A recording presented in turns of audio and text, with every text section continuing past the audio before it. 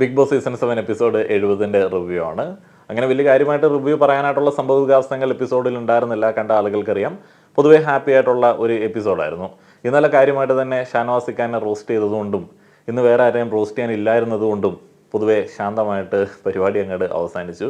ബിന്നിയുടെ eviction അതായിരുന്നു ഇന്ന് പ്രധാനപ്പെട്ടതായി ഉണ്ടായിരുന്നത്. ബിന്നി വളരെ പോസിറ്റീവായിട്ട് ബിഗ് ബോസ് ഹൗസിൽ ഇത്ര അധികം ദിവസം നിന്ന് വളരെ സമാധാനത്തോടെ പുറത്തേക്ക് പോയ വിരളം കണ്ടസ്റ്റൻസിൽ ഒരാളാണ്. കാര്യമായിട്ടുള്ള നെഗറ്റീവ് ഒന്നും ഇല്ലാതെ, ഒരു നെഗറ്റീവ് തന്നെ ഇല്ലാതെ, അല്ലെങ്കിൽ ഏതെങ്കിലുമൊക്കെ വാർത്തകളിലോ അല്ലെങ്കിൽ ഏതെങ്കിലുമൊക്കെ കോൺട്രവേഴ്സികളിലോ ഇങ്ങനെ കണക്റ്റായി കിടക്കാതെ സമാധാനമായിട്ട് ബിഗ് ബോസ് ഹൗസിന് പുറത്തേക്ക് പോയ ആളാണ് ബിന്നി. ആ ഒരു കാര്യത്തിൽ എനിക്ക് ബിന്നിയോട് വലിയ ബഹുമാനമുണ്ട്. അതേപോലെ തന്നെ ബഹുമാനത്തെക്കാൾ ഏറെ ബിന്നി അങ്ങനെയുള്ള നെഗറ്റീവിലേക്ക് വലിച്ചിടാത്ത ഏതെങ്കിലുമൊക്കെ PR-കാരോടും വലിയ നന്ദിയുണ്ട്. സാധാരണയായിട്ട് ഏതെങ്കിലും ഒരു ഗെയിമർക്കെതിരെ വേറെ ആരെങ്കിലുമൊക്കെ ഗെയിം കളിച്ചു കഴിഞ്ഞാൽ അവരെ നശിപ്പിക്കുന്ന തരത്തിലേക്കുള്ള PR പരിപാടികളൊക്കെ പുറത്ത് നടക്കാറുണ്ടായിരുന്നു. അയ്യോ PR എനിക്കറിയില്ലല്ലോ എന്നൊക്കെ പറഞ്ഞിട്ടുള്ള ഒരു കമൻറ്റ് ഞാൻ കണ്ടിരുന്നു. PR-ഒക്കെ എനിക്കറിയാം. എനിക്ക് ഡിഗ്രിയിൽ ഒരു പേപ്പർ ഉണ്ടായിരുന്നു, പബ്ലിക് റിലേഷൻസ്. അതിൽ മികച്ച മാർക്കൊക്കെ ഞാൻ വാങ്ങിയിട്ടുണ്ട്. വലിയ കാര്യമൊന്നുമില്ല. ഈ സോഷ്യൽ മീഡിയ മാനേജ്മെൻറ്റ് PR-ൻ്റെ ഭാഗമാണെന്ന് പറഞ്ഞപ്പോൾ ഒരു ചങ്ങായിക്ക് ഇഷ്ടപ്പെട്ടില്ല. അങ്ങനെയല്ല, PR വേറെന്തോ ആണ് എന്നാണ് പുള്ളി പറഞ്ഞത്. പബ്ലിക് റിലേഷൻസ് എന്ന് പറഞ്ഞാൽ സിമ്പിളാണ്, ആളുകളുമായിട്ട് കമ്മ്യൂണിക്കേറ്റ് ചെയ്യുക, അത്രയൊക്കെ ഉള്ളൂ. ഇനിയിപ്പോൾ അതിൻ്റെ ഡെഫിനിഷൻ വേണമെന്നുണ്ടെങ്കിൽ ഞാൻ മറന്നുപോയി, കൃത്യമായിട്ട് എനിക്കറിയത്തില്ല. Public relations is A deliberate planned sustained effort to establish and maintain mutual understanding between an organization and its publics. അങ്ങനെയാണ് അതിൻ്റെ ഡെഫിനിഷൻ. ഒക്കെ അറിയാം. ആ ഒരു വിഷയത്തിന് മാത്രമേ എനിക്ക് നല്ല മാർക്ക് ഉണ്ടായിരുന്നുള്ളൂ. ഇതുപോലെയൊക്കെ അറ്റവും മുറിയും വെച്ചിട്ടുള്ള ഡെഫിനിഷനും അറിയായിരുന്നു എന്നുള്ളതാണ് എനിക്ക് പബ്ലിക് റിലേഷൻസിനെ കുറിച്ചിട്ടുള്ള ഒരു ഓർമ്മ. ഇതൊക്കെ നമുക്കറിയാം. അപ്പോൾ ഈ സോഷ്യൽ മീഡിയ മാനേജ്മെൻറ്റ് എന്ന് പറയുന്ന പബ്ലിക് റിലേഷൻ്റെ ഒരു ടൂൾ മാത്രമാണ് പല ആളുകളും PR എന്നുള്ള രീതിയിൽ ഉദ്ദേശിക്കുന്നത് എന്നുള്ളതാണ് പ്രിയ സുഹൃത്തെ ഞാൻ ആ ഒരു വീഡിയോയിൽ പറഞ്ഞത്. വീഡിയോയിൽ വേറെ ഒന്നും പറയാനില്ലാത്തതുകൊണ്ട് എക്സ്ട്രാ പറഞ്ഞു എന്നേ ഉള്ളൂ. സീരിയസ് ആയിട്ട് എടുക്കണ്ട, ജസ്റ്റ് കമൻറ്റ് ഇങ്ങനെ ഓർത്തപ്പോൾ പറഞ്ഞതാണ്. അപ്പോൾ അതുപോലെ തന്നെ ലാലേട്ടൻ്റെ കോസ്റ്റ്യൂമിനെ കുറിച്ചിട്ട് പറയേണ്ടതുണ്ട്. നല്ല അടിപൊളി ഒരു കുർത്തയും നല്ല രസമുള്ള ഒരു മുണ്ടൊക്കെ കൊടുത്തിട്ട് വളരെ സിമ്പിളായിട്ടാണ്, എലഗൻ്റ് ആയിട്ടാണ് ലാലേട്ടൻ ഇന്നത്തെ എപ്പിസോഡ് ആരംഭിച്ചത്. വളരെ കൂളായിട്ടുള്ളൊരു എപ്പിസോഡാണ്. അപ്പോൾ അതുപോലെ തന്നെ ഞായറാഴ്ച എപ്പിസോഡുകളിൽ ക്യാപ്റ്റൻസിയെ കുറിച്ചിട്ടുള്ള ഒരു വിശകലനം ഉണ്ടാവാറുണ്ട്. അപ്പോൾ അതുപോലെ തന്നെ അനീഷിന് ആ ഒരു ക്യാപ്റ്റൻസി ഇഷ്ടപ്പെട്ടില്ല. അനീഷിന് ഇഷ്ടപ്പെട്ട ആകെ ഒരു ക്യാപ്റ്റൻസി എന്ന് പറയുന്നത് അനീഷിൻ്റെ ക്യാപ്റ്റൻസി മാത്രമാണ്, തുടക്കത്തിലുണ്ടായിരുന്ന ക്യാപ്റ്റൻസി. അക്ബറിന് തരക്കേടില്ല എന്നുള്ളൊരു അഭിപ്രായമാണുള്ളത്. ഒരു ഓർഡറിൽ പറയുകയാണെന്നുണ്ടെങ്കിൽ ആദിലയുടെ ക്യാപ്റ്റൻസിയെ കുറിച്ചിട്ട് ആദ്യം ചോദ്യം ചോദിച്ചത് നൂറയോടാണ്. നൂറ ചില ഉപദേശങ്ങളൊക്കെ ആദിലേക്ക് കൊടുത്തിരുന്നു. ആ ഒരു ഉപദേശങ്ങൾ അനുസരിച്ചിട്ട് ചെയ്തതുകൊണ്ടാണ് ക്യാപ്റ്റൻസി ഏകദേശം ഒപ്പിച്ച് ശരിയായത് എന്നുള്ളൊരു അഭിപ്രായമാണ് നൂറയ്ക്കുള്ളത്. ഈ ക്യാപ്റ്റൻസി കിട്ടിയതുകൊണ്ട്, ഉത്തരവാദിത്തങ്ങൾ കിട്ടിയതുകൊണ്ട് നേരത്തെ എഴുന്നേറ്റ് മാതൃകയാവാനായിട്ട് ആദിലയും നൂറയും ശ്രമിച്ചത് നമ്മൾ കണ്ടതാണ്. എന്നാൽ അനീഷിന് അത് തീരെ ഇഷ്ടപ്പെട്ടില്ല. അപ്പോൾ അങ്ങനെ നന്നായ ആളുകളെ വഴക്ക് പറഞ്ഞ അനീഷിനെ ലാലേട്ടൻ പ്രത്യേകം ചോദ്യം ചെയ്യുകയുണ്ടായി. ബിന്നിയോട് അഭിപ്രായം ചോദിച്ചപ്പോൾ സാബുമോൻ്റെ നിർദ്ദേശപ്രകാരം ക്ലോത്തൊക്കെ മാറ്റി ആ ഒരു പരിപാടി നല്ലതായിട്ട് തോന്നി. അത് ബിന്നി സാബുമോൻ്റെ കാര്യം എടുത്ത് പറഞ്ഞില്ല, ആദിലയുടെ ആ ഒരു പരിപാടി നല്ലതായിട്ട് തോന്നി എന്നുള്ള രീതിയിലാണ് പറഞ്ഞത്. നെവിൻ പറയുന്നത് ഒരു 20% ഒക്കെ ക്യാപ്റ്റൻസിയാണ്, വലിയ താല്പര്യമൊന്നുമില്ല. തുഗ്ലക്ക് പരിഷ്കാരങ്ങൾ എന്നൊക്കെ ആതിരയുടെ പരിഷ്കാരങ്ങളെ കുറിച്ചിട്ട് പറയുന്നുണ്ട്. വലിയ തലവേദനയായിരുന്നു നെവിന് എന്ന് പറയുന്നുണ്ട്. ഷാനവാസ് പറയുന്നു സാമാന്യം കുഴപ്പമില്ലാത്തൊരു ക്യാപ്റ്റൻസി, ഉറങ്ങാനൊന്നും വിട്ടില്ല, ഉറക്കത്തിൻ്റെ കാര്യത്തിലൊക്കെ ഇടപെടുന്നുണ്ടായിരുന്നു. അനീഷിന് നല്ലതായിട്ട് തോന്നിയിട്ടില്ല. അനീഷിന് എങ്ങനെ നല്ലതായിട്ട് തോന്നും? അനീഷിൻ്റെ ക്യാപ്റ്റൻസി മാത്രമേ നല്ലതായിട്ട് തോന്നിയിട്ടുള്ളൂ. ഇതൊക്കെ എന്തോ ഒരു വലിയ ഗെയിമാണെന്നാണ് അനീഷ് വിചാരിക്കുന്നത്. അല്ലെങ്കിൽ തന്നെ എന്തോ ഒരു ബോറനാണ്, എന്തൊരു ഊളത്തരാണെന്നുള്ളതാണ് എനിക്ക് മനസ്സിലാവാത്തത്. ക്യാമറയുടെ മുൻപിൽ നിന്ന് മാറി നിൽക്കുമെന്ന് പറഞ്ഞ് നെവിനോട് വഴക്ക്. അഭിനേതാക്കൾ അഭിനയിക്കുന്നു, ആർട്ടിസ്റ്റുകളെ കൊണ്ടുവരരുതേ, കോമണറെ കൊണ്ടുവരൂ എന്നൊക്കെ കഴിഞ്ഞ ദിവസം ഘോരം പറഞ്ഞ വ്യക്തിയാണ് ക്യാമറയുടെ മുൻപിൽ അഭിനയിച്ചുകൊണ്ട് ഫുൾ ടൈം നടക്കുന്ന അനീഷ്. ഇതുപോലെ ക്യാമറയെ നോക്കി നടക്കുന്ന, ഫ്രെയിം വെച്ച് നടക്കുന്ന വേറെ ഒരു മനുഷ്യൻ ബിഗ് ബോസ് ഹൗസിൽ ഉണ്ടാവില്ല. ഒരു കോമണറെ കൊണ്ടുവന്നതിൻ്റെ അവസ്ഥയാണ്. രാവിലത്തെ സുപ്രഭാതം തൊട്ട് എങ്ങനെ ക്യാമറയുടെ മുൻപിൽ ഇങ്ങനെ നിറഞ്ഞു നിൽക്കുക എന്ന് പണ്ട് ചാനൽ ക്യാമറ വരുന്ന സമയത്ത് തല കാണിക്കാൻ വരുന്ന ചില ടീമുകളെ പോലെയാണ് അനീഷ് ആലോചിച്ചുകൊണ്ടിരിക്കുന്നത്. എനിക്ക് തോന്നുന്നു ഏകദേശം അവിടെയുള്ള ക്യാമറകളുടെ ഒരു മൂവ്മെൻ്റ് ഒക്കെ മനസ്സിലാക്കിയിട്ട് അനീഷിന് മനസ്സിലായിട്ടുണ്ടാവും ഏത് ക്യാമറയാണ് തത്സമയം സ്വിച്ച് ചെയ്തുകൊണ്ടിരിക്കുന്നത്. സ്വിച്ച് ഇൻ ദ സെൻസ് എന്താ പറയുന്നത് അതിനെ, നമ്മൾക്ക് ഈ ഒരു ഫീൽഡിൽ ഇങ്ങനെ ചെയ്തുകൊണ്ടിരുന്നതാണ്. ഞാൻ ആദ്യം ജോലി ചെയ്തത് ഒരു ടെലിവിഷൻ ചാനലിലാണ്, ക്യാമറമാൻ എഡിറ്ററായിട്ട്. അപ്പോൾ നമ്മളിങ്ങനെ സ്വിച്ച് ചെയ്യാമെന്നാണ് പറയുന്നത്. ഒരു ക്യാമറ, ഏത് ക്യാമറയുടെ വിഷ്വലാണോ അറ്റ് എ ടൈം നിങ്ങൾ കാണുന്നത് ആ ഒരു ക്യാമറയിലേക്ക് സ്വിച്ച് ചെയ്തു എന്നാണ് പറയുന്നത്. അപ്പോൾ എനിക്ക് തോന്നുന്നു അനീഷിന് മനസ്സിലാവുന്നുണ്ട് ഏത് ക്യാമറയാണ് റെക്കോർഡ് ചെയ്തുകൊണ്ടിരിക്കുന്നത്, ഏത് ക്യാമറയിൽ നിന്നുള്ള വിഷ്വലാണ് തത്സമയം എടുത്തുകൊണ്ടിരിക്കുന്നത്. അതുകൊണ്ടായിരിക്കാം അനീഷിന് ചില അലമ്പ് തുടങ്ങിക്കഴിഞ്ഞാൽ നിർത്താൻ തോന്നാത്തത്. കാരണം ക്യാമറ ഇങ്ങനെ റെക്കോർഡ് ചെയ്തുകൊണ്ടിരിക്കുകയാണെങ്കിൽ പുള്ളി അങ്ങ് അഭിനയിക്കുകയാണല്ലോ. ക്യാമറ പുള്ളിയുടെ അടുത്ത് നിന്ന് ഷിഫ്റ്റ് ചെയ്തെങ്കിൽ മാത്രമേ, ആ ഒരു ഫ്രെയിം അങ്ങോട്ട് മാറിയെങ്കിൽ മാത്രമേ പുള്ളി നിർത്തത്തുള്ളായിരിക്കും. അതായിരിക്കും ഇങ്ങനെ കണ്ടിന്യൂസ് ആയിട്ട് ഇങ്ങനെ നീട്ടി വലിച്ച് പറഞ്ഞുകൊണ്ടിരിക്കുന്നത്. ഒന്ന് ആലോചിച്ച് നോക്കുക, ക്യാമറ കോൺഷ്യസ് ആയിട്ടുള്ള ഒരു വ്യക്തി ക്യാമറയ്ക്ക് മുൻപിൽ ഇങ്ങനെ അഭിനയിച്ചുകൊണ്ടിരിക്കുന്ന സമയത്ത് ക്യാമറ ഇങ്ങനെ സദാസമയം പുള്ളിയെ തന്നെ റെക്കോർഡ് ചെയ്തുകൊണ്ടിരിക്കുകയാണെന്നുണ്ടെങ്കിൽ ക്യാമറ പുള്ളിയിൽ നിന്ന് മാറാതെ പുള്ളി നിർത്താതിരിക്കുന്ന ഒരു സാഹചര്യം ചിലപ്പോൾ അനീഷിൻ്റെ പരിപാടി അതായിരിക്കും. ഇനി തൊട്ട് ബിഗ് ബോസിൻ്റെ സ്വിച്ച് ചെയ്യുന്ന എഡിറ്റേഴ്സ് ഒരു കാര്യം ചെയ്യുക, ആ ക്യാമറകൾ നൈസായിട്ട് ബോറാവുന്ന സമയത്ത് ആ ക്യാമറകൾ നൈസായിട്ടൊന്ന് തല വെട്ടിക്കുന്ന സമയത്ത് ചിലപ്പോൾ പുള്ളിക്ക് മനസ്സിലാവും പുള്ളിയെ റെക്കോർഡ് ചെയ്യുന്നില്ല എന്നുള്ളത്. അയാൾ ക്യാമറയുടെ ലെൻസിൽ നിന്നിട്ടോ അല്ലെങ്കിൽ അതിൻ്റെ ഏതെങ്കിലും ലൈറ്റിൽ നിന്നോ മനസ്സിലാക്കുന്നുണ്ടാവും. സാധാരണ ഈ സ്വിച്ച് ചെയ്യുന്ന സമയത്ത് ക്യാമറയിൽ റെക്കോർഡിംഗ് ഇല്ലാത്തതുകൊണ്ട് ലൈറ്റിൽ നിന്നൊന്നും മനസ്സിലാക്കാനായിട്ട് സാധ്യതയില്ല. എന്തോ ഒരു ട്രിക്ക് ഉണ്ട്, നിങ്ങളിങ്ങനെ ക്യാമറ പുള്ളിയുടെ അടുത്ത് നിന്ന് വെട്ടിച്ചു വല്ല മാറ്റേ, എമ്മാതിരി ബോറിംഗ് ആണ് ചില സമയങ്ങളിൽ. അതുകൊണ്ടാണ് പുള്ളിക്കാരൻ അനാവശ്യമായിട്ട് വാക്കുകളൊക്കെ ഇങ്ങനെ മിക്സ് ചെയ്യുന്നത്. സിമ്പിൾ ഒരു എക്സാമ്പിൾ പറഞ്ഞാൽ, ഞാനൊന്ന് പോയി ഭക്ഷണം കഴിക്കട്ടെ എന്നുള്ളത് പുള്ളി പറയുമ്പോൾ പുള്ളിയെ നോക്കി ക്യാമറ ഇരിക്കുകയാണെന്നുണ്ടെങ്കിൽ പുള്ളി അത് ഇങ്ങനെയാക്കും. ഞാൻ ഭക്ഷണം കഴിക്കാനായിട്ട് രാവിലെ താല്പര്യം പ്രകടിപ്പിച്ചപ്പോൾ ആദില വന്നിട്ട് ഭക്ഷണം കഴിക്കേണ്ട എന്ന് പറയാൻ വേണ്ടി വരുന്നതിന് മുന്നേ തന്നെ ഞാൻ നൂറയോട് പറഞ്ഞിരുന്നു എനിക്കിപ്പോൾ ഭക്ഷണം കഴിക്കണമെന്ന്. ക്യാപ്റ്റൻസി ലക്ഷ്മിയാണ്, കിച്ചൺ ക്യാപ്റ്റൻസി ലക്ഷ്മിയാണ് ചെയ്യുന്നത് എന്നുണ്ടെങ്കിലും ഞാൻ രാവിലെ ഭക്ഷണം കഴിക്കും. ശരിക്കും പറഞ്ഞാൽ പുള്ളി ഭക്ഷണം കഴിക്കും എന്നുള്ളതാണ് ഇതിനകത്തോട് ഉദ്ദേശിക്കുന്നത്. പക്ഷേ പുള്ളിക്ക് കൂടുതൽ സ്പേസ് കിട്ടേണ്ടതുകൊണ്ട് പുള്ളി ഇങ്ങനെ അനാവശ്യമായിട്ട് കുറേ സാധനങ്ങൾ അടിച്ചിടും. അതൊരു വലിയ പീഡനമാണ് കേട്ടോ, കാണുന്ന ആളുകളെ ഉപദ്രവിക്കുന്നതിന് തുല്യമാണ്. ഇനി തിരിച്ച് അനീഷിൻ്റെ അഭിപ്രായങ്ങളിലേക്ക് വന്നു കഴിഞ്ഞാൽ, അനീഷിന് നല്ലതായി തോന്നാത്തതിൻ്റെ മറ്റൊരു റീസൺ ബിഗ് ബോസ് ഇടയ്ക്കൊക്കെ ഇടപെടേണ്ടി വന്നു. അതേപോലെ തന്നെ ആദിലെ ക്യാപ്റ്റൻ ആയിട്ട് കൂടി ഉറങ്ങി. ഷാനവാസ് നല്ലൊരു ക്യാപ്റ്റനായിരുന്നു എന്നുള്ളൊരു അഭിപ്രായം അനീഷിനുണ്ട്. ആര്യൻ നല്ലൊരു ക്യാപ്റ്റനായിരുന്നു എന്നുള്ളൊരു അഭിപ്രായം ഇപ്പോൾ അനീഷിനുണ്ട്. അപ്പോൾ ആര്യൻ ഇങ്ങനെ എന്തൊക്കെയോ എക്സ്പ്രഷനൊക്കെ ഇട്ടു. അപ്പോൾ ലാലേട്ടൻ ചെറിയ രീതിയിലൊരു കമൻറ്റൊക്കെ പറഞ്ഞു. ലക്ഷ്മിക്ക് ക്യാപ്റ്റൻസി ഇഷ്ടപ്പെട്ടില്ല, കാരണം ചില പരിഷ്കാരങ്ങളൊക്കെ ആദിലെ ഇങ്ങനെ മുന്നോട്ടേക്ക് വെച്ചിരുന്നു. ആ ഒരു പരിഷ്കാരങ്ങളൊന്നും ഇവിടെ പ്രാവർത്തികമാക്കാനായിട്ട് പറ്റാത്തതുകൊണ്ട് ലക്ഷ്മിക്ക് ഇഷ്ടപ്പെട്ടില്ല.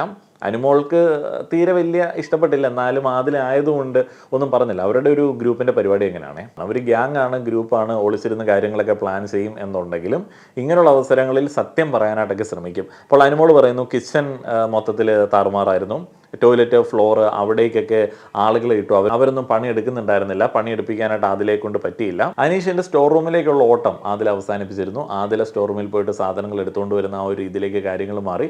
മെഡിസിൻ കൊണ്ടുവരിക, ബാറ്ററി കൊണ്ടുവരിക, അങ്ങനെ എന്തൊക്കെ പരിപാടികളായിരുന്നു. ഇതെന്താ വല്ല നഴ്സറി സ്കൂളോ?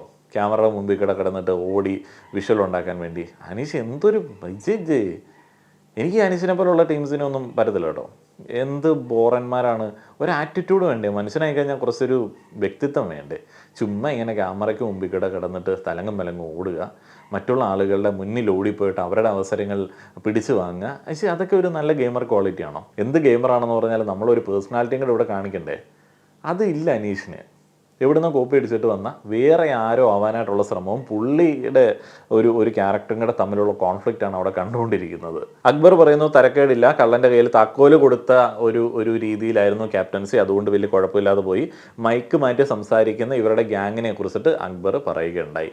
എന്തൊരു പരിപാടിയാണ് ഈ മൈക്ക് മാറ്റി സംസാരിക്കുന്നത്. പിന്നെ അനുമോൾ പറയുന്നത് ഒരു കാര്യമാണ് കേട്ടോ, ബിഗ് ബോസ് ഹൗസിലോ അല്ലെങ്കിൽ പ്രേക്ഷകരിലോ എത്തേണ്ടാത്ത ചില കാര്യങ്ങളൊക്കെ ഉണ്ടാവാമല്ലോ. നമുക്കൊക്കെ എന്തോരം പേഴ്സണലായിട്ടുള്ള കാര്യങ്ങളുണ്ട് സുഹൃത്തുക്കളോട് പങ്കുവെക്കുന്നത്. അപ്പോൾ അതൊക്കെ പറയാൻ വേണ്ടിയായിരിക്കും. ഇതൊന്നും ഗെയിമിനെ അഫക്റ്റ് ചെയ്യുന്ന കാര്യങ്ങളായിരിക്കില്ല. പക്ഷേ ഇതൊരു ഗെയിമാണ് കേട്ടോ. ബിഗ് ബോസ് ഹൗസിലേക്ക് ചെല്ലുന്ന സമയത്ത് ഇതൊന്നും പറയാതിരിക്കുക എന്ന് പറയുന്ന ഒരു കാര്യവും കൂടെ അവിടുത്തെ ഗെയിമിൻ്റെ ഭാഗമാണ്. ഇതിനുശേഷം ഒരു കള്ളൻ്റെ കഥ പറയുകയാണ് ലാലേട്ടൻ. ആ ഒരു കഥ ഇങ്ങനെയാണ്: സ്വർണ്ണക്കപ്പും വെള്ളി ഗതയും. ഈ ഒരു കഥ തുടങ്ങി വെക്കുന്നത് ലാലേട്ടനാണ്. ബാക്കി പറയേണ്ടുന്നത് അവിടെയുള്ള കണ്ടസ്റ്റൻസ് ആണ്. കഥകൾ അടിച്ചിറക്കാൻ ഇവരെ കഴിഞ്ഞിട്ട് വേറെ ആൾക്കാരുള്ളൂ. പക്ഷേ എന്തോ ഇന്ന് പതിവ് പോലെ അവർക്ക് കഥ അടിച്ചിറക്കാൻ പറ്റിയില്ല. എനിക്ക് തോന്നുന്നത് അതിനകത്ത് മറ്റേ മസാല ഒന്നും ഇടാൻ പറ്റുന്ന, അല്ലെങ്കിൽ മറ്റേ ഈ പുതപ്പ് പരിപാടിയൊന്നും ഇല്ലാത്തതുകൊണ്ട് കഥ അടിച്ചിറക്കുന്നതിൽ അവർക്കൊരു താല്പര്യം ഉണ്ടായിരുന്നില്ല. അനീഷ് നല്ല രീതിയിൽ അദ്ദേഹത്തിൻ്റെ കഥ അങ്ങ് പറഞ്ഞ് തുടങ്ങി. ലക്ഷ്മി വലിയ കുഴപ്പമില്ലാതെ അത് ചെയ്തു. അത് ബോറാക്കിയത് ശരിക്കും പറഞ്ഞാൽ ആര്യനാണ്. ആര്യനത് നശിപ്പിച്ചു. പിന്നെ അതിൻ്റെ ബാക്കി പിടിക്കാൻ അനുപോയി, അവിടെ പരാജയപ്പെട്ടു. ബിന്നി ഏകദേശം ഒന്ന് ഒപ്പിച്ച് വെച്ചു. അക്ബറിന് പോലും അത് രക്ഷപ്പെടുത്തിയെടുക്കാനായിട്ട് പറ്റിയില്ല. അതങ്ങനെ ഒരു കഥ പറച്ചിൽ. അപ്പോൾ ലാലേട്ടൻ പറഞ്ഞത് നിങ്ങളിൽ പല ആളുകളുടെയും കോൺസെൻട്രേഷൻ പോകുന്നുണ്ട്, അപ്പോൾ അത് ഒന്ന് ഓർമ്മപ്പെടുത്താനായിട്ടും അത് ഒന്ന് റിഫ്രഷ് ചെയ്യാൻ വേണ്ടിയുള്ളൊരു ടാസ്ക് ആയിരുന്നു. പിന്നീട് അനീഷിൻ്റെ സ്റ്റോർ റൂമിലേക്കുള്ള ഒരു ഓട്ടത്തെക്കുറിച്ചിട്ടും മരുന്ന്, ബാറ്ററി എന്നീ കാര്യങ്ങൾ കൊണ്ടുവരുന്നതിനെ കുറിച്ചിട്ടും സംസാരിക്കുകയാണ്. അപ്പോൾ അനീഷ് പറയുകയാണ്, മെഡിസിൻ ഇങ്ങനെ അച്ഛന് കൊണ്ടേ കൊടുക്കുന്ന ഒരു പതിവുണ്ടേ, അനിയന് കൊടുത്തൊരു പതിവുണ്ടേ. അപ്പോൾ ഒരു ഇമോഷണൽ അറ്റാച്ച്മെൻറ്റ് എന്നീ കാര്യങ്ങളൊക്കെ പറഞ്ഞിട്ട് പുള്ളി അത് അങ്ങനെ പ്രസൻറ്റ് ചെയ്യുകയാണ്. അപ്പോൾ ഷാനവാസ് പറയുന്നു അത് മിസ്യൂസ് ചെയ്യുന്നത് പോലെ തോന്നി. അതിലെ എങ്ങനെയാണത് കരസ്ഥമാക്കിയത് എന്നൊക്കെ ലാലേട്ടൻ ചോദിക്കുകയുണ്ടായി. ശരിക്കും പറഞ്ഞു കഴിഞ്ഞാൽ ഷാനവാസ് അങ്ങനെ ഒരു സാധനം ഒരു കാർഡായിട്ട് അവിടെ എടുത്തിരുന്നു. അനീഷ് ആ ഒരു കാർഡ് എടുത്ത് ബാക്കിയുള്ള ആളുകളുടെ മുമ്പിൽ ഇടുന്നു. ഷാനവാസിന് മെഡിസിൻ കൊണ്ട് കൊടുക്കുമ്പോൾ അനീഷിന് അച്ഛന് മെഡിസിൻ കൊടുക്കുന്നത് പോലെയാണെന്ന്. കൊള്ളാലോ, രാവിലെ വീട്ടിൽ ഭക്ഷണമൊക്കെ ഉണ്ടാക്കാറില്ലേ, വീട്ടിലെ ജോലികളൊക്കെ ചെയ്യാറില്ലേ, അന്നെങ്കിൽ അവിടുത്തെ പണിയൊക്കെ അങ്ങോട്ട് ചെയ്യുക. അങ്ങനെയുള്ള കാര്യങ്ങളൊന്നും ചെയ്യില്ല. വീട്ടിൽ ചെയ്യുന്ന എന്തോരം നല്ല കാര്യങ്ങളുണ്ട്. വീട്ടിലിങ്ങനെ അച്ഛനോടും അമ്മയോടും മോശമായിട്ട് സംസാരിക്കാറുണ്ടോ? ഇല്ല. എന്നാൽ അതനുസരിച്ചിട്ട് ഇവിടെ വന്നിട്ട് മാന്യമായിട്ട് പെരുമാറുമോ? അതുമില്ല. ഇങ്ങനെയുള്ള ക്യാമറയുടെ മുൻപിൽ നല്ല പിള്ള ചമയാനായിട്ടുള്ള എന്തെങ്കിലും സാധനത്തിൽ ഇമോഷണൽ അറ്റാച്ച്മെൻറ്റും. എൻ്റെ ഉടായിപ്പ് അനീഷേ, എനിക്ക് കൂടുതൽ പറഞ്ഞു കഴിഞ്ഞാൽ അനീഷ് ഹേറ്ററാണെന്നൊക്കെ ആൾക്കാർ എന്നോട് പറയും. എനിക്ക് ആരോടും ഹെയ്റ്റൊന്നും ഇല്ല കേട്ടോ. ഹെയ്റ്റ് ഉണ്ടാവാനായിട്ടോ ഇഷ്ടം ഉണ്ടാവാനായിട്ടോ ഉള്ള രീതിയിൽ ഇവരാരും എൻ്റെ മനസ്സിൽ ഇടം പിടിച്ചിട്ടില്ല. ഈ സീസണിലെ കണ്ടസ്റ്റൻസിന് അങ്ങനെ ഒരു ഗുണമുണ്ട്. അവർ നല്ലതായിട്ട് ഗെയിം കളിച്ചാൽ അവർക്ക് കൊള്ളാം. അവർ ഗെയിം കളിച്ചില്ലെങ്കിൽ നമ്മൾ റിവ്യൂവിൽ ഗെയിം കളിച്ചില്ല എന്ന് പറയും. ചിലപ്പോൾ വീഡിയോ ചെയ്യത്തില്ല, ബോറാണെന്നുണ്ടെങ്കിൽ ഇതിങ്ങനെ അങ്ങ് പോകും. നമ്മൾ എഫക്റ്റ് ചെയ്യുന്ന കാര്യമല്ലല്ലോ. സാബുമോൻ കിച്ചൺ ക്യാപ്റ്റൻ്റെ മടിയെക്കുറിച്ചിട്ട് സംസാരിക്കുന്നുണ്ട്. ഫുഡിൻ്റെ ടേസ്റ്റൊക്കെ ഓക്കെ എന്നുള്ള രീതിയിൽ പല ആളുകൾക്കും അഭിപ്രായമുള്ളൂ. ജയിലിൽ ലക്ഷ്മി പോയതിനെ കുറിച്ചിട്ട് സംസാരിക്കുകയാണ്. മറ്റേ ആ ഒരു മാവ് തുറന്ന് വെച്ചിട്ട് ആര്യൻ പോയല്ലോ, അപ്പോൾ അതിൻ്റെ ബാധ്യത ഏറ്റിട്ട് ലക്ഷ്മി ജയിലിലേക്ക് പോയിരുന്നു. കിച്ചൺ ഇപ്പോഴും ഒരു മിസ്റ്ററി ആണല്ലോ എന്നൊക്കെ ഉള്ളൊരു കമൻറ്റ് വന്നു. അപ്പോൾ ആര്യനൊന്നും പറയാനൊന്നുമില്ല. ആര്യൻ പറയുന്നത് ഇത്ര ദിവസമായിട്ട് ഇവിടെ ഭക്ഷണവും അല്ലെങ്കിൽ ബാക്കിയുള്ള കാര്യങ്ങളും കിച്ചണും മൊത്തത്തിൽ അലമ്പാണ്. ശരിയാണ്, ഇത്ര ദിവസമായിട്ടും എങ്ങനെയാണോ ആദ്യത്തെ ആഴ്ചയിലുള്ള അങ്കലാപ്പ് അതേപോലെ തന്നെയാണ് ഇപ്പോഴും അവിടെ നടന്നുകൊണ്ടിരിക്കുന്നത്. എനിക്ക് തോന്നുന്നു സീസൺ 7 മുഴുവൻ കണ്ടസ്റ്റൻസും മടിയന്മാരാണ്. പിന്നെ ചില ആളുകൾക്ക് ചെയ്യാൻ താല്പര്യം ഉണ്ടെങ്കിലും ബാക്കിയുള്ള ആളുകൾക്ക് ഗുണമാവുമല്ലോ. ഞാൻ വെച്ച ചോറ് അവൻ തിന്നൂല, അവന് ആരോഗ്യം കിട്ടൂല, അപ്പോൾ അവൻ എനിക്കെതിരെ ഗെയിം കളിക്കുമല്ലോ എന്നൊക്കെ വിചാരിച്ചിട്ട് ഒരു താല്പര്യമില്ല ഗെയിം കളിക്കാനായിട്ട്. ഇതിനുശേഷം നൂറയെ എഴുന്നേൽപ്പിക്കുകയാണ്. നൂറ മൂന്നാറിലേക്ക് വെക്കേഷൻ വന്നതുപോലെയാണ് എന്നുള്ളൊരു കമൻറ്റ് അക്ബറിൻ്റെ ഭാഗത്തു നിന്നുണ്ടായിരുന്നു. നൂറയ്ക്ക് എന്ത്, നൂറ അതിലായിട്ട് വർത്താനൊക്കെ പറഞ്ഞിട്ട് അവിടെ ഇരിക്കുന്നു. എനിക്ക് തോന്നുന്നു ഹൗസിലുള്ള ആളുകളുടെ പെരുമാറ്റം അവരോടുള്ളത് വളരെ നല്ലതാണ്. സാധാരണ ദിനങ്ങളിൽ അവരെല്ലാ ദിവസവും ഫോൺ എടുത്ത് നോക്കുന്ന സമയത്ത് എന്തോരം സൈബർ അറ്റാക്ക് ഉള്ളതാണ്. അവരെ സംബന്ധിച്ച് വളരെ മനസമാധാനമായിട്ട് അവരവിടെ ഇരിക്കുകയാണ്. പുറം ലോകമായിട്ടൊന്നും ഒരു ബന്ധപ്പെടേണ്ട ആവശ്യമില്ലല്ലോ. നമ്മുടെ നാട്ടിലെ അവർക്കെതിരെയുള്ള ആളുകളെന്ന് പറയുന്ന അത്ര വലിയൊരു മജോറിറ്റിയാണ്. അപ്പോൾ അവരവിടെ സേഫായിട്ടിരിക്കുകയാണ്. അവർ സന്തോഷിക്കട്ടെ, കുറച്ച് ദിവസം കൂടെ അവിടെ നിന്നിട്ട് ആസ്വദിക്കട്ടെ, എന്തെങ്കിലുമൊക്കെ ആർക്കെങ്കിലും ഗുണം ഉണ്ടാവട്ടെ. അപ്പോൾ ഇത് ഒരു ട്രിപ്പ് പോലെയാണ് അക്ബർ കണ്ടെത്തിയിരിക്കുന്നു. അപ്പോൾ അക്ബറിനോട് അതിനെക്കുറിച്ചിട്ട് ലാലേട്ടൻ ചോദിക്കുകയാണ്. എന്നിട്ട് ലാലേട്ടൻ തന്നെ പറയുകയാണ്, ഇനി 4 ആഴ്ചകൾ കൂടിയേ ഉള്ളു കേട്ടോ. വീണ്ടും ലാലേട്ടൻ ഫുഡിൻ്റെ കാര്യമൊക്കെ എടുത്ത് പറയുന്നു. കുറച്ച് ഫുഡ് ഞാൻ അങ്ങോട്ടേക്ക് കൊടുത്തു വിടാം, കുറച്ച് പ്രോട്ടീൻ റിച്ച് ആയിട്ടുള്ള ഫുഡുകൾ. അപ്പോൾ എല്ലാ ആളുകളും ആവേശഭരിതരായി. അപ്പോൾ നൂറ പറയുന്നു, ശരിയാണ്, പ്രോട്ടീൻ ഇല്ലാത്തതുകൊണ്ടായിരിക്കാം ഇങ്ങനെ തളർന്ന് നിൽക്കുന്നത്. ഏതായാലും മുട്ടയും പാലും ഒക്കെ അങ്ങോട്ടേക്ക് കൊടുത്തു വിട്ടിട്ടുണ്ട് എന്നറിയാൻ കഴിഞ്ഞു. അതിനുശേഷം പാൽ കവറുകളുമായി ബന്ധപ്പെട്ട ഒരു ചെറിയ വാഗ്വാദമൊക്കെ എപ്പിസോഡിൻ്റെ അവസാനം നമ്മൾ കണ്ടിരുന്നു. ഇനിയിപ്പോൾ നാളെ പാൽ കൊണ്ടുപോയി പാൽ ഒളിപ്പിച്ചു വെച്ചു എന്നൊക്കെയുള്ള തരത്തിലുള്ള പ്രശ്നങ്ങളും അവിടെ ഉണ്ടാവാം. എന്താണെങ്കിലും ഇന്നത്തെ എപ്പിസോഡിൻ്റെ അവസാനം നാളെയും മറ്റന്നാളൊക്കെ എന്താണ് ഗെയിം എന്നുള്ളത് പറഞ്ഞിട്ടില്ല. അവർക്ക് തന്നെ പ്രത്യേകിച്ച് പ്ലാനൊന്നുമില്ല. പാലും പ്രോട്ടീനും ഒക്കെ ഉണ്ടല്ലോ. ഇനിയിപ്പോൾ അതുമായി ബന്ധപ്പെട്ട എന്തെങ്കിലും ഒരു അലമ്പ് അവർക്കും പ്രതീക്ഷിക്കാവുന്നതാണ്. ഇതിനുശേഷമാണ് നെവിൻ അനീഷിൻ്റെ മുൻപിൽ കയറി നിന്നു, ക്യാമറയിൽ നിന്ന് അനീഷിനെ മറച്ചു എന്നൊക്കെ പറഞ്ഞിട്ടുള്ള ഒരു പ്രശ്നത്തെക്കുറിച്ചിട്ട് ചർച്ച ചെയ്യുന്നത്. നെവിൻ ഫുഡ് കണ്ടിട്ട് അങ്ങടേക്ക് പോയതാണ്, ഫുഡ് കണ്ടാൽ ലാലേട്ടനെ പോലും മറക്കുമെന്നുള്ളത് നെവിൻ വീണ്ടും ഓർമ്മിപ്പിച്ചു.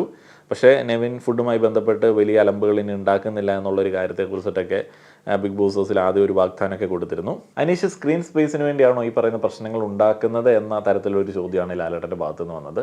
ഭാര്യൻ പറയുന്നു, അല്ല, അനീഷ് അങ്ങനെ സ്ക്രീൻ സ്പേസിന് വേണ്ടിയൊന്നുമല്ല, ആക്സിഡൻ്റലി ആണ് നെവിൻ അങ്ങനെ മുന്നിൽ വന്ന് പെട്ടത്. ഷാനവാസ് പറയുന്നത് നെവിൻ അങ്ങനെയാണ് പൊതുവേ. പ്രിയപ്പെട്ട സുഹൃത്തുക്കളെ, ഒരു അബദ്ധം പറ്റി. ഞാൻ നോട്ട് പാഡിൽ എഴുതി വെച്ചിരുന്ന ബാക്കി പോയിന്റുകൾ ഡിലീറ്റ് ആയിപ്പോയി. അത് അൺഡു ചെയ്തിട്ട് തിരിച്ചു വരുന്നില്ല. എഴുതി വെച്ചതുകൊണ്ട് ഓർത്തെടുത്ത് പറയാനും പറ്റുന്നില്ല. എനിക്ക് തോന്നുന്നു വേറെ വലിയ കാര്യമായിട്ടുള്ള സംഭവങ്ങളൊന്നും ഉണ്ടായിരുന്നെന്നുണ്ടെങ്കിൽ ഓർമ്മയിൽ വന്നേനെ. ഇതൊക്കെ തന്നെയായിരുന്നു മെയിനായിട്ട് ഉണ്ടായിരുന്നത്. ക്യാപ്റ്റൻസിയെ കുറിച്ചിട്ട് നമ്മളൊരു അഭിപ്രായം പറഞ്ഞില്ലല്ലോ. അതിലൂടെ ക്യാപ്റ്റൻസി ആ ഹൗസിലിപ്പം അതിൽ കൂടുതൽ എന്ത് ചെയ്യാനായിട്ടാണ്. അപ്പോൾ അതിൽ കമ്പാരിറ്റീവ്ലി ബെറ്റർ. അതിനകത്ത് സാബുമോനാണ് വന്നിട്ട് പറഞ്ഞത് തുണിയൊക്കെ മാറ്റിയിടണമെന്നുള്ളത്. അപ്പോൾ അതിൻ്റെ ഒരു ക്രെഡിറ്റ് അതിലേക്ക് കിട്ടി എന്നുള്ളതല്ലാതെ അതിലവിടെ കാര്യമായിട്ട് എന്തെങ്കിലും പുതുതായിട്ട് ചെയ്തതായിട്ട് എനിക്ക് തോന്നുന്നില്ല.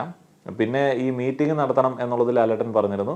അതിനുള്ളൊരു സാവകാശം അവിടെ കിട്ടിയില്ല. അനുമോള് ആദില എന്നീ ആളുകളൊക്കെ ഇരുന്നിട്ട് ഷാനവാസ് നശിപ്പിച്ച സീക്രട്ട് ടാസ്കിനെ കുറിച്ചിട്ട് വേദന പങ്കിടുന്നത് നമ്മൾ കണ്ടതാണ്. ബിന്നി പോയപ്പോൾ ഏറ്റവും കൂടുതൽ വിഷമമുള്ളത് നെവിനാണ്. അപ്പോൾ ആ ഒരു വിഷമമൊക്കെ നെവിൻ അവിടെ കരഞ്ഞു തീർക്കുന്നത് നമ്മൾ കണ്ടതാണ്. ഏതായാലും ബിന്നി അങ്ങനെ വിക്റ്റായി. ബിന്നി പ്രഡിക്റ്റ് ചെയ്തിരുന്നു എന്ന് എനിക്ക് തോന്നുന്നു. ബിന്നിയുടെ ഒരു ഗെയിം പ്രഡിക്ഷനിൽ ഏറ്റവും നന്നായിട്ട് ഗെയിം കളിക്കുന്ന ആളുകൾ അല്ലെങ്കിൽ പ്രേക്ഷകർക്ക് ഇഷ്ടപ്പെട്ട എന്ന ഒരു മാനദണ്ഡം വെച്ചിട്ടൊക്കെ ആയിരിക്കും ബിന്നി അങ്ങനെ പറയുന്നത്. അല്ലാതെ ബിന്നിക്ക് ഇഷ്ടപ്പെട്ട ആളുകളെ കുറിച്ചിട്ടല്ലായിരിക്കും ബിന്നി പറയുന്നത്. ഏറ്റവും നന്നായിട്ട് കളിക്കുന്നു എന്ന് ബിന്നിക്ക് തോന്നുന്നത് അനീഷ്, ഷാനവാസ്, അനുമോൾ എന്നീ ആളുകളൊക്കെയാണ്. ബിന്നിക്കാരോടും അങ്ങനെ ഉള്ളിൽ ദേഷ്യമൊന്നുമില്ല, പുറത്ത് വരുമ്പോൾ വളരെ ഫ്രണ്ട്ലി ആയിട്ട് ഇടപെടണം എന്നൊക്കെ പറഞ്ഞ് നല്ല ചില നിമിഷങ്ങളൊക്കെ വീണ്ടും റിമൈൻഡ് ചെയ്ത് കണ്ടിട്ടാണ് ബിന്നി ഹൗസിന് പുറത്തേക്ക് പോയത്. എന്തൊക്കെയാണെങ്കിലും ഈ ദിവസങ്ങളിലെ പ്ലാനുകളെ കുറിച്ചിട്ടൊന്നും ഇന്നത്തെ എപ്പിസോഡിൽ പറഞ്ഞില്ല. കാണാം എന്തായിരിക്കും നാളെ വരിക മറ്റന്നാൾ വരിക എന്നുള്ളത് കാത്തിരുന്ന് കാണാം. ഫാമിലി വീക്ക് കഴിഞ്ഞു, പിന്നെ റിപ്പീറ്റ് വാച്ചിന് പറ്റുന്ന ടാസ്ക് ഒന്നും ഉണ്ടായിരുന്നില്ല. വെറുതെ ചലഞ്ചേഴ്സ് വന്നു, അതും വലിയ രസം ഉണ്ടായിരുന്നില്ല. സാബുമോൻ വന്നപ്പോൾ കുറച്ച് ഒന്ന് ഓക്കെ ആയി.